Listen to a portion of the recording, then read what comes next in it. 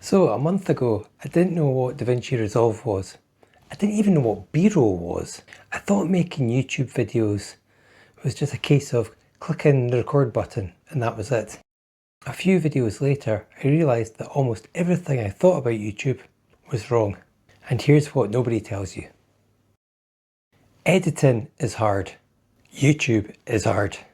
You think you've got 7 minutes of great footage. You open up DaVinci Resolve, 4 hours later you're still editing all the M's out, the pauses. It's a whole new area to get to grips with. Researching the best ways to clip things out, to add effects, even leveling out the audio. There's so much to it. But I've got to be honest, I'm having a lot of fun learning. B-roll changes everything. This isn't just pretty drone footage.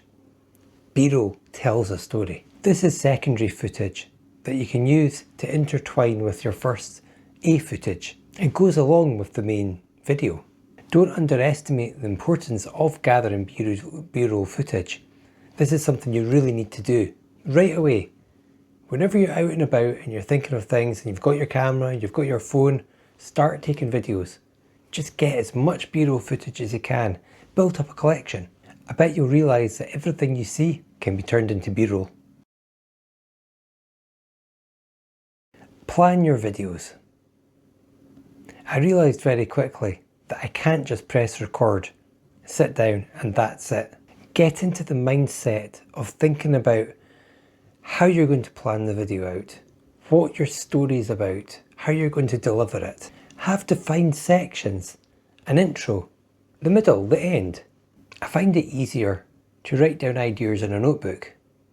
This could be that if I'm on the commute, on the train, I can write down ideas that just pop into my head for the next video. Having things like that and structuring it out can help in the long run and reduce any frustration. You might find it even easier to just dictate it into a voice recorder on your phone. That's another good way to do it. You notice the world differently. When you start really getting into video recording, you start realising there's so much out there to record. Every time you're walking about the streets, going to work, you start seeing things and you think, that would make a really good shot. I could do that. What if we moved over here? What if you moved over there? Start thinking to yourself, what if I shot the video from a different angle? What if you started low and started rising up?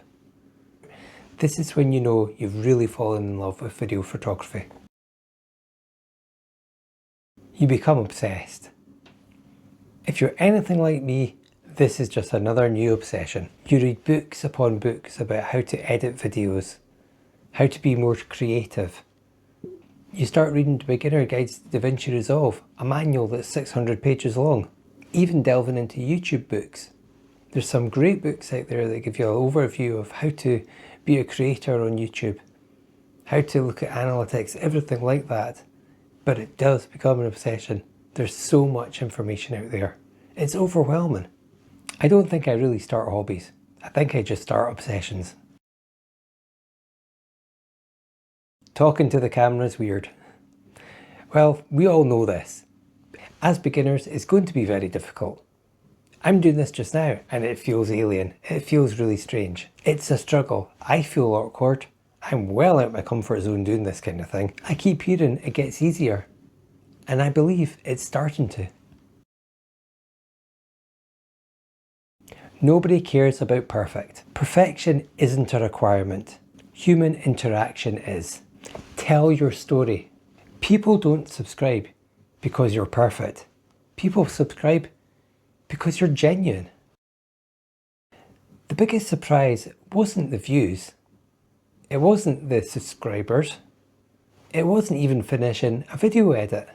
That I generally love creating. Just press record. Your first video won't be perfect.